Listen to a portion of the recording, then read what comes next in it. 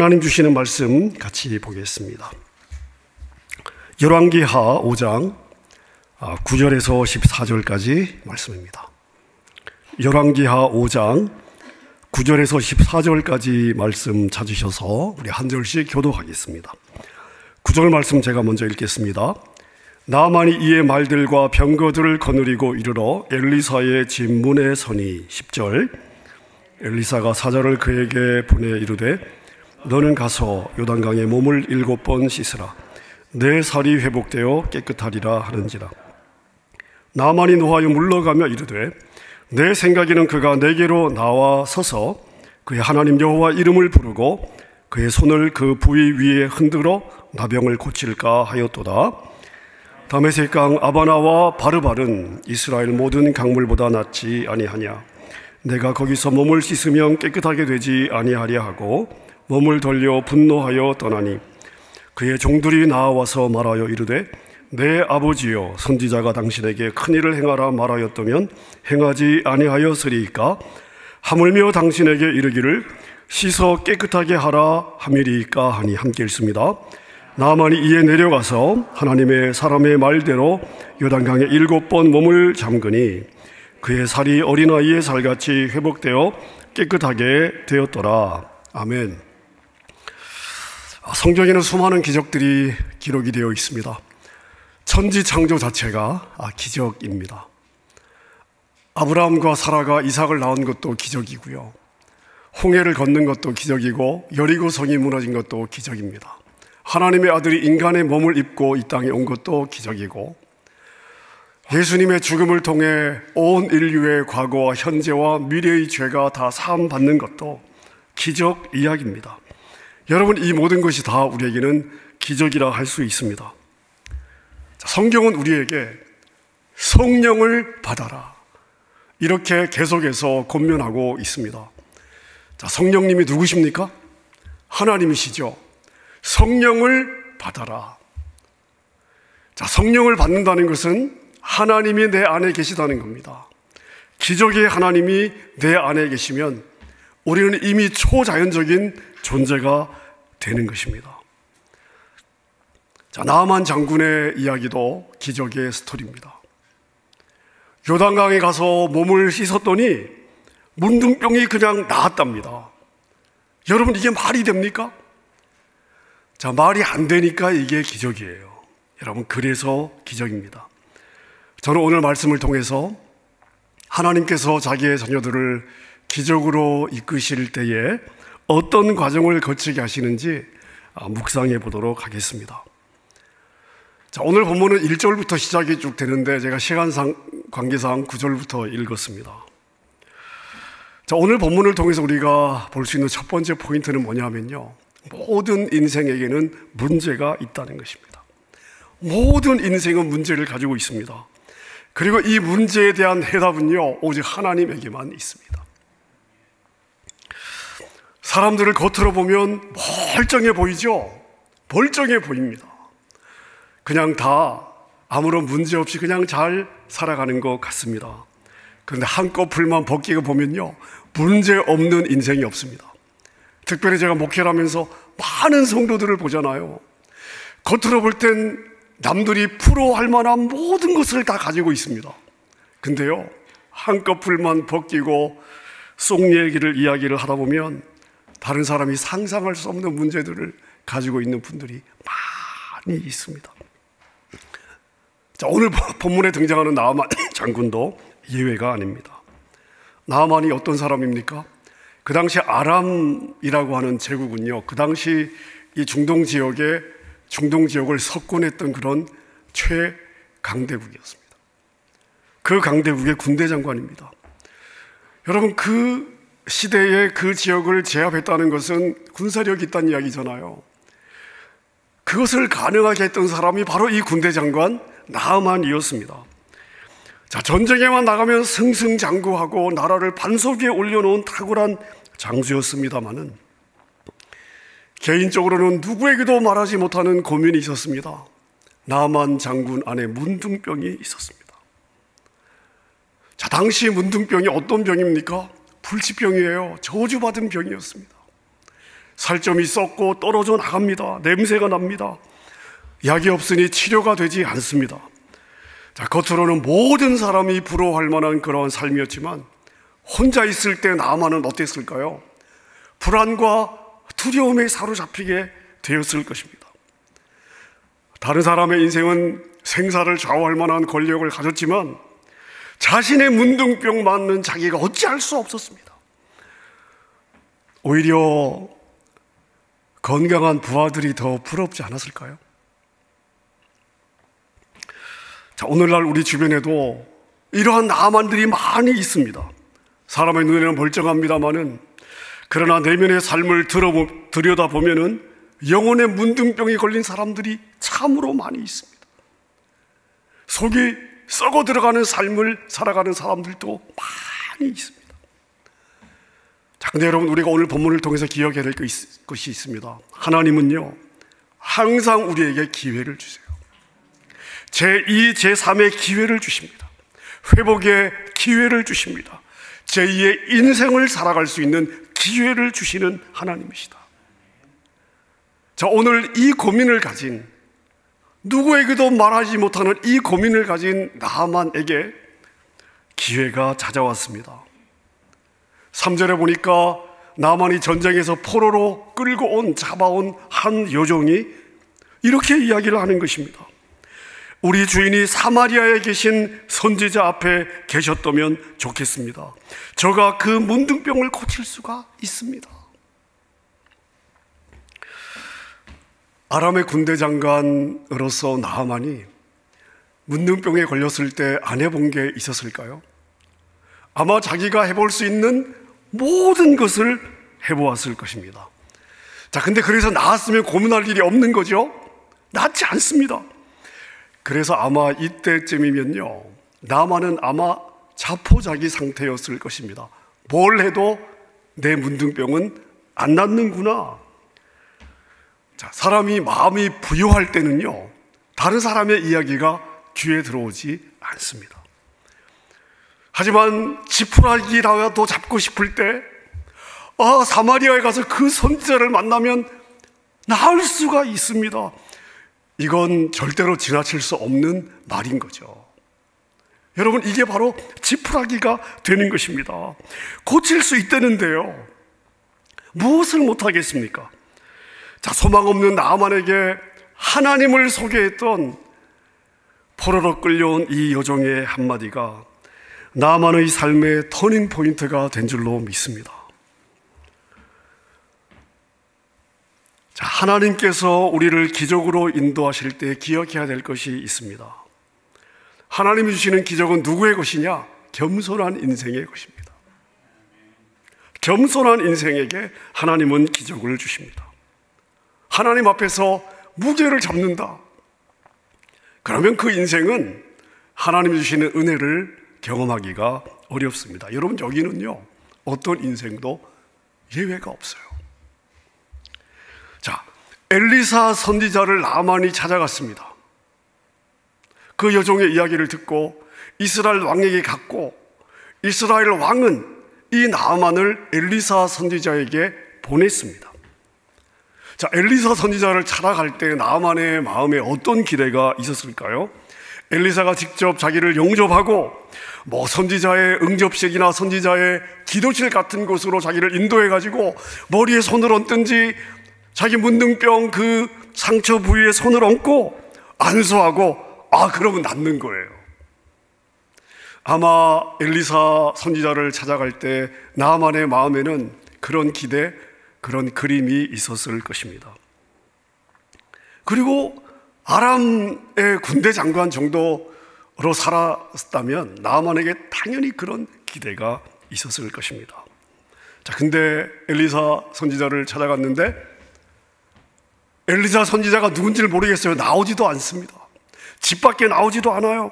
그냥 종을 보내서 너 요단강 가서 7번 씻어라. 그러면 나을 것이다.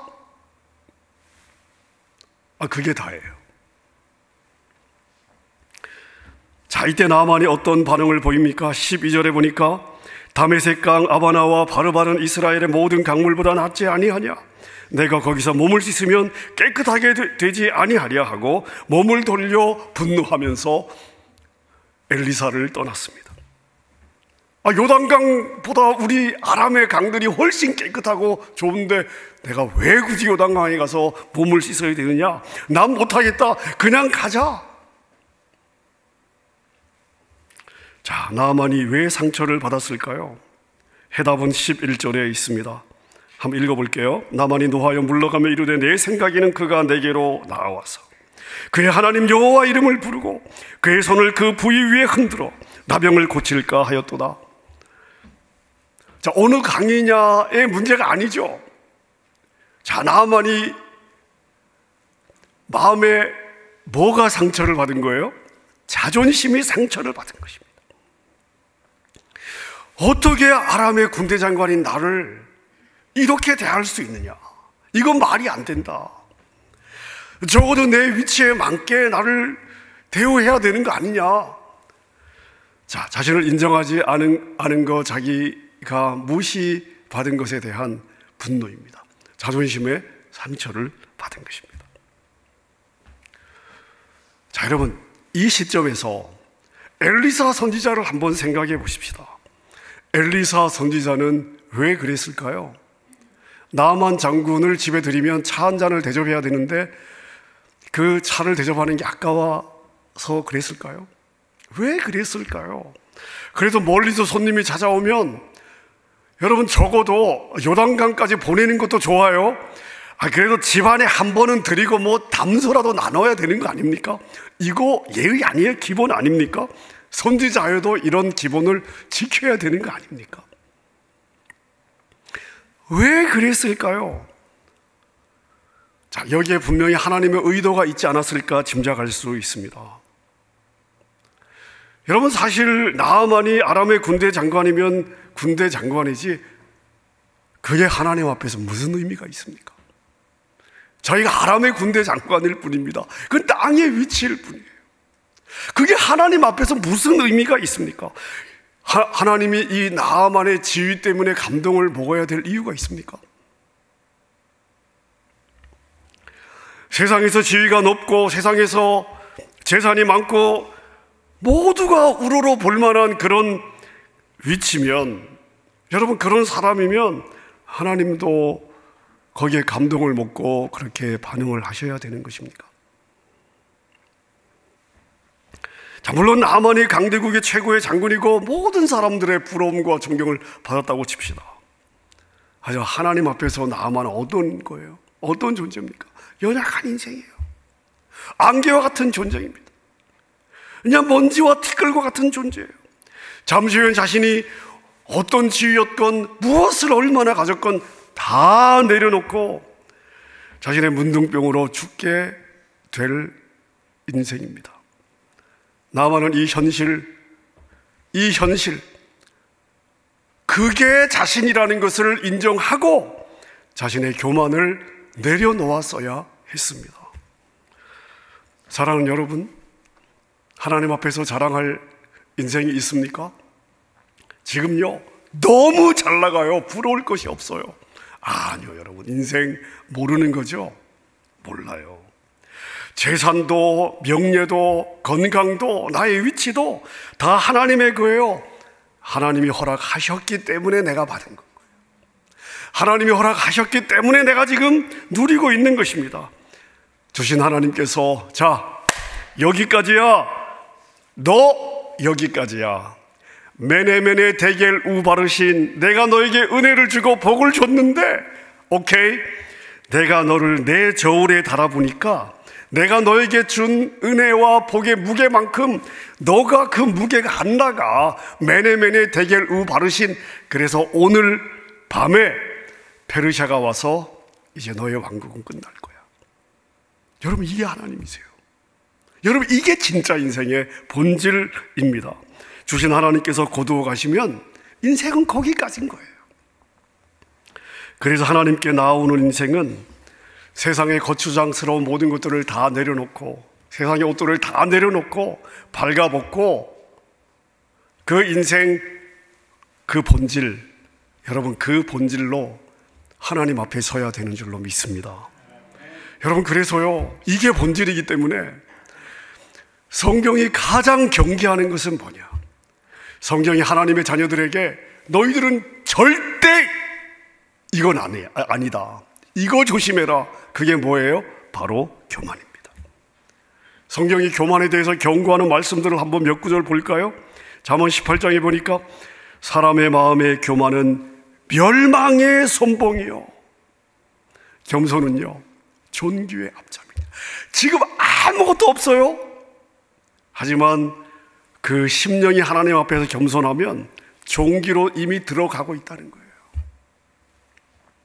베드로전서 5장 5절에 보니까 하나님은 교만한 자를 대적하시되, 하나님이 대적하시는 인생이 어떻게 이 땅에서 잘 나갈 수가 있습니까? 하지만 겸손한 자들에게는 무엇을 주셔요? 은혜를 주시는 거예요. 야고보서도 마찬가지입니다. 하나님이 교만한 자를 물리치시고, 나 너 안 봐, 내 앞에서 꺼져. 여러분, 어느 인생이 살아갈 수 있습니까?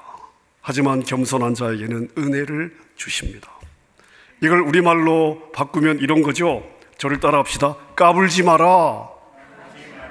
자, 까불면 어떻게 돼요? 까불면 다쳐요. 그죠? 여러분, 사람 앞에서도 까불면요 다쳐요. 자, 그래도 까불면 어떻게 될까요? 죽는 수가 있습니다. 여러분, 까불면 안 돼요. 자, 여러분의 삶에 하나님의 기적이 필요하십니까? 그렇다면 하나님 앞에서 겸손할 수 있기를 바랍니다. 자, 나아만은요 그 마음이 없었어요. 그래서 가자, 돌아가자. 자, 근데 나아만에게 참 복이 무엇이었냐면요, 참 좋은 신하를 데리고 있었습니다. 13절에 보니까 그의 종들이 나와서 말하여 이르되, 내 아버지여, 선지자가 당신에게 큰 일을 행하라 말하였다면 더한 것을 하라고 해도 행하지 아니하였겠습니까? 하물며 당신에게 이르기를 씻어서 깨끗하게 하라. 뭐가 문제예요 도대체? 나한테 그물 10덩어리를 가져와라, 그럼 고쳐줄게, 그래도 했을 텐데, 강물에 가서 몸을 씻어라, 그러면 나을 것이다. 뭐가 문제예요? 그 본질을 보세요. 나아만은 정말 복된 사람이에요. 여종을 만난 것도 복이지만 이런 신하를 둔 것도 참 나아만에게 복이다라고 생각이 듭니다. 자, 그런데 더 중요한 것은 신하들의 말을 듣고 나아만은 자신의 교만을 내려놓습니다. 겸손의 마음을 붙잡습니다.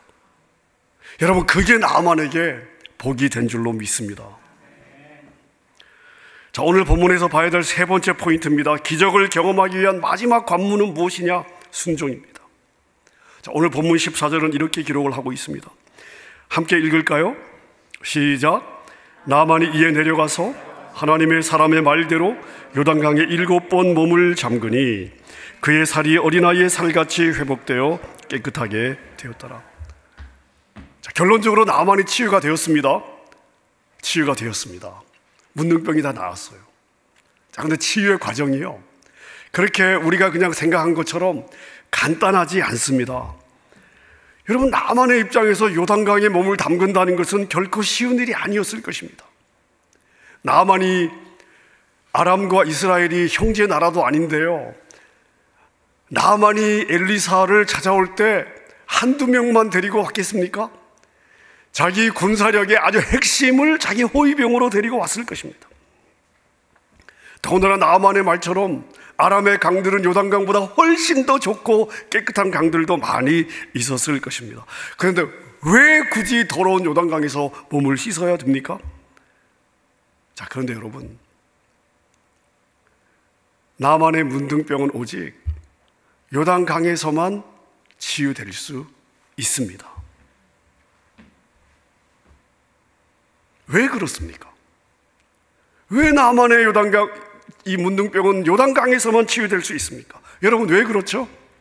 하나님이 그렇게 정하셨기 때문에요. 그러니까 나아만이 치유를 원한다면 반드시 이 치유는요, 하나님이 원하는 곳에 가야 되고 하나님이 정하신 방법에 순종해야만 되는 거예요. 자, 근데 한 번 씻었습니다. 변화가 없습니다. 두 번 씻었습니다. 변화가 없어요. 세 번 씻었습니다. 변화가 없습니다. 아니 뭐 좀 한 번, 두 번 할 때마다 최소한 좀 상처가 아물고 살도 조금 이렇게 회복되고 뭐 좀 조짐이 있어야 되잖아요. 조짐이. 근데 4번, 5번, 6번 몸을 담궜는데 아무런 변화가 없습니다. 부하들이 다 보고 있어요. 자, 7번 몸을 담갔는데 안 나요. 그러면 여러분, 부하들은 뭐라고 생각을 하겠습니까? 아니, 나만 장군이 문둥병에 걸리더니 드디어 미쳤구나. 아니, 아무리 급해도 그렇지 포로로 누구 점술사나 누구 이야기를 듣고 온 것도 아니고 포로로 끌려온 어린 여종의 말을 듣고 이렇게 먼 거리를 와서 겨우 한다는 게 흙탕물에 몸을 담그네. 그거 봐, 안 났잖아. 여러분, 당장 아마 그렇게 반응이 나왔을 것이고요. 한 번, 두 번 몸을 담그면서 나만 장군의 머릿속에도 수많은 생각이 오고 갔을 것입니다. 자, 여러분, 하지만 우리가 읽었던 14절 말씀처럼 나만이 이에 내려가 하나님 사람의 말대로 요단강에 7번 몸을 잠글 때 그의 살이 어린 아이의 살같이 회복되어 깨끗하게 된 줄로 믿습니다. 몇 번을 씻어야 돼요? 7번이요. 왜 5번은 안 되죠? 물도 시원한데 왜 10번은 안 됩니까?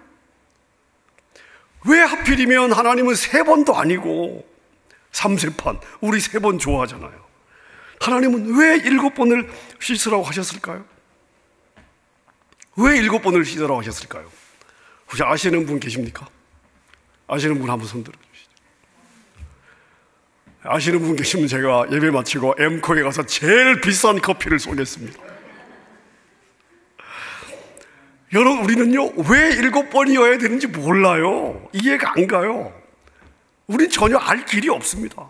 근데 분명한 것은 뭐냐면요, 하나 분명한 것은 나만 장군이 요단강에 가서 7번을 씻을 때 문둥병이 나온 줄로 믿습니다.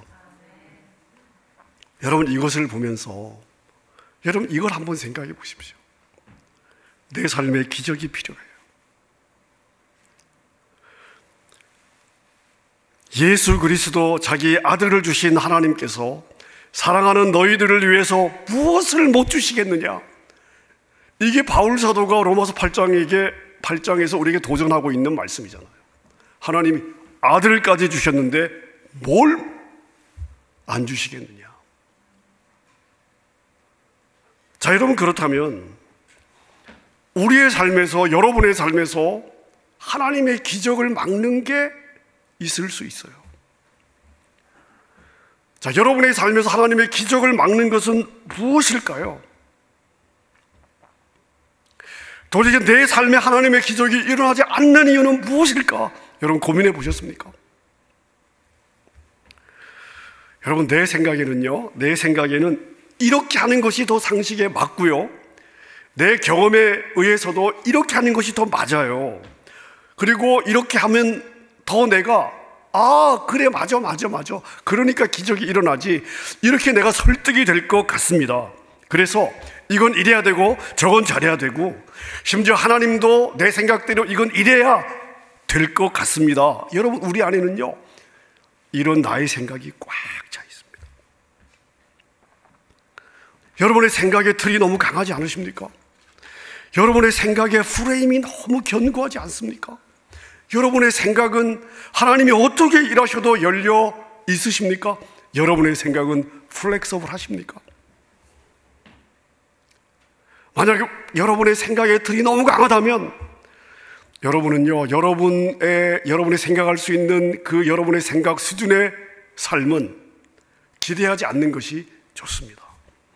왜냐하면 죄송해요, 여러분의 삶에는요, 어떤 기적도 일어나지 않을 것입니다. 왜? 여러분 자신이 하나님의 기적을 막고 있기 때문에. 여러분이 기적을 맡고 있는 거예요. 하나님도 여러분이 생각하는 대로 움직여야 되잖아요. 하나님이 로봇가 아니라면, 여러분의 그 생각을 다 읽고 있다면 하나님이 그렇게 움직이실까요? 여러분의 하나님은 그 정도의 하나님밖에 안 되십니까? 그럼 기적은 절대 일어나지 않습니다. 여러분, 하나님이 나만을 기적으로 이끄는 여정을 한번 보세요. 먼저 나만을 낮추셨어요. 세상의 위치, 지위, 그게 하나님께는 아무것도 아니라는 것을 먼저 알려주셨어요. 세상의 것을 내려놓게 하셨습니다. 그리고 하나님이 정한 방법과, 그리고 그 하나님이 정한 방법에 순종할 때 기적을 주셨어요. 치료해 주셨습니다. 여러분, 그래서 기적으로 이끄는 여정 가운데 가장 중요한 것은요, 이걸 우리가 기억해야 됩니다. 내 생각과 하나님의 방법이 반드시 충돌하는 지점이 있습니다. 하나님은 내 상식, 내 이성, 그리고 내 경험, 내 논리로 이해가 되지 않도록 나를 이끌어 가실 거예요. 왜요? 왜 그렇게 인도해 가실까요? 왜 요단강이어야 되고 왜 7번이어야 됩니까? 따지지 않고 순종하는지를 하나님은 보시는 거예요. 나에게 말씀하신 분이 하나님이기 때문에 내가 다 내려놓고 그냥 순종하는지를 하나님은 그걸 보시는 거예요. 여러분, 세상은요, 눈에 보기에 좋은 거, 쌈박한 거, 고상한 거 좋아하죠. 흙탕물에 들어가는 거 좋아하지 않습니다. 그래서 하나님이 지시하시는 이 요단강은요, 절대 매력적이지 않아요. 오히려 터무니없는 것을 왜 나에게 강요하시느냐, 이렇게 느낄 수도 있습니다. 자, 근데 여러분 기억하십시오. 하나님 주시는 기적은요, 순종하지 않으면 일어나지 않습니다. 기적은 순종의 열매예요. 여러분이 기적을 사모하면 순종하셔야 돼요.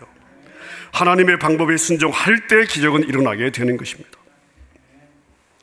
말씀을 정리하겠습니다. 여러분, 우리 인생은 문제로 가득 차 있습니다. 수많은 개인의 문제가 있어요. 가정의 문제가 있어요. 진리의 문제가 있어요. 관계의 문제가 있습니다. 자녀의 문제가 있어요. 내가 원하지 않는 억울한 일을 당할 때도 많이 있습니다. 재정의 문제가 있고, 이민자로 살아가는 우리에게는 신분의 문제도 많은 분들에게 걸려 있고, 건강의 문제로 힘들어하는 분들도 많이 있습니다. 여러분, 고상한 문제로 고민하는 사람 저 별로 본 적 없습니다. 다들요, 하루하루 먹고 사는 거, 원치 않는 질병, 어떤 분들을 보면 그냥 파도처럼 밀려오는데 보는 제가 봐도 정신이 없을 정도예요. 여러분, 그러니 그 삶에 얼마나 힘이 들겠습니까? 자, 근데 여러분, 그래서 어떻게 하겠다는 것입니까?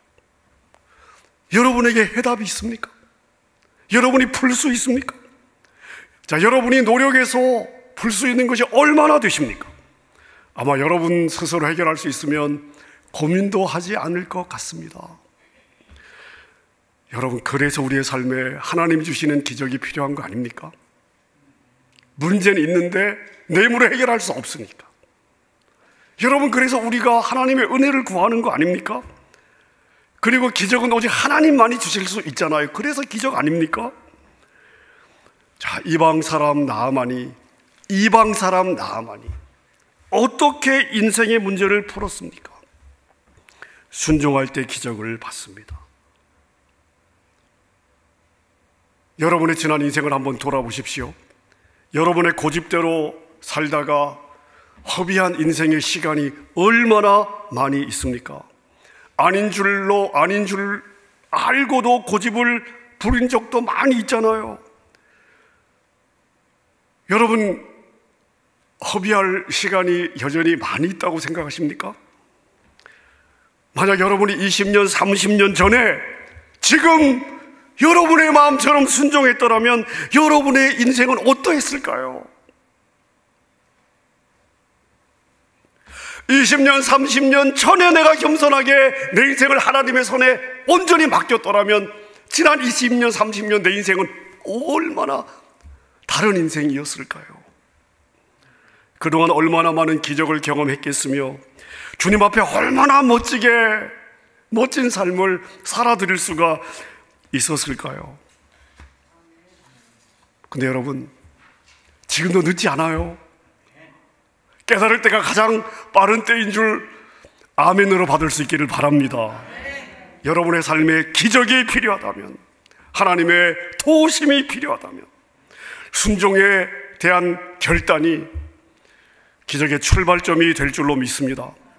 아무리 절박한 문제도 하나님께는 절박하지 않아요. 왜요? 하나님은 순식간에 불임절의 역사를 이루실 분이기 때문입니다.